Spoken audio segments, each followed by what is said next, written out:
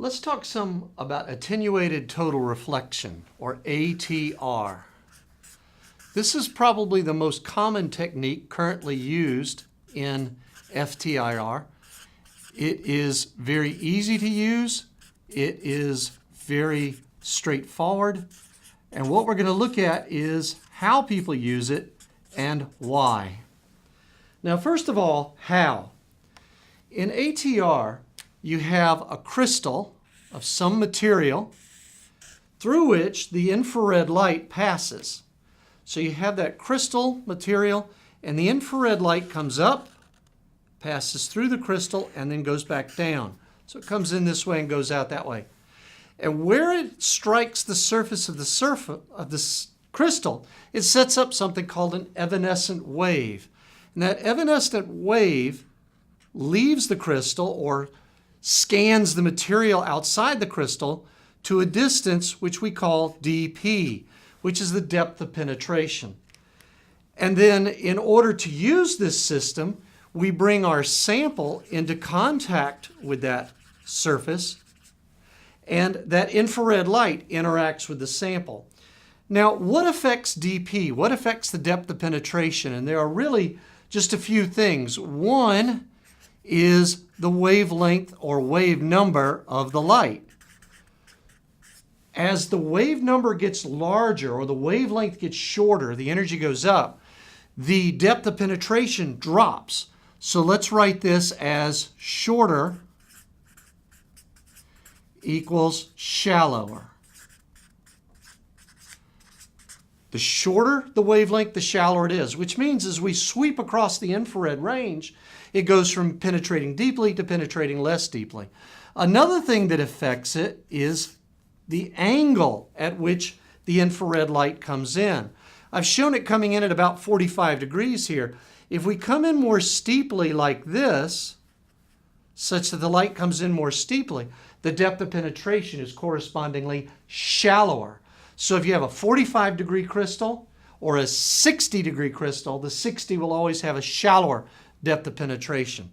The other thing that matters, and this one matters quite a bit, this is the big one, is the index of refraction of that crystal.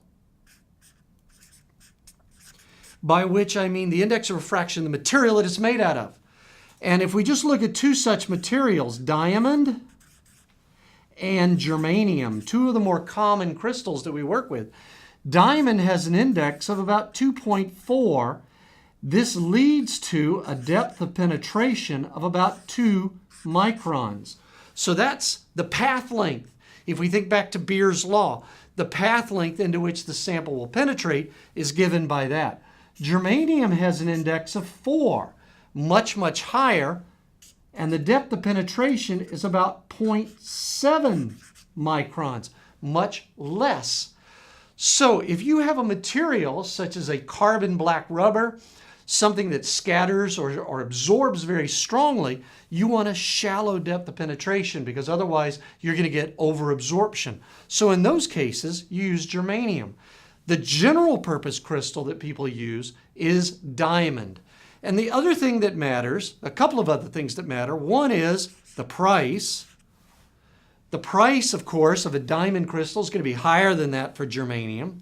And another thing is the robustness of that crystal, by which I mean how it holds up to acid or abrasion or cleaning or use. And the diamond in general is a more robust crystal than, say, the germanium is. And zinc selenide, which has very similar optical properties to diamond, is much softer. It's much less expensive. It's much softer, however, so it's less robust. So when we think about it, what are the critical things that matter when you're using an ATR, when you're deciding which one to use?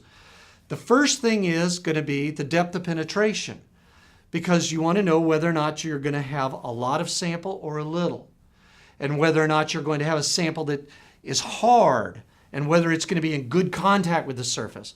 That's the real critical first thing when you're using it. You have to have an intimate contact of the sample with the crystal. With a liquid, this is no problem because the liquid just spreads out over the surface and you got no problem making contact. However, for a solid, if you have a powder which consists of little crystals, The only place that you're getting signal is where those little crystals are touching the surface. So if it's a very highly granular powder, then you may get weak signal because you're not making good contact. And if you have something like a brick or a rock, that has a high degree of irregularity, it won't contact very well at all. And in that case, you get very poor signals. So the first thing is that intimacy of contact. It's got to be very good. The next thing is to consider what kind of samples you're going to be running. Are they soft samples? Are they hard samples? Are you going to be running multiple samples? So that gives you which one you need for the robustness.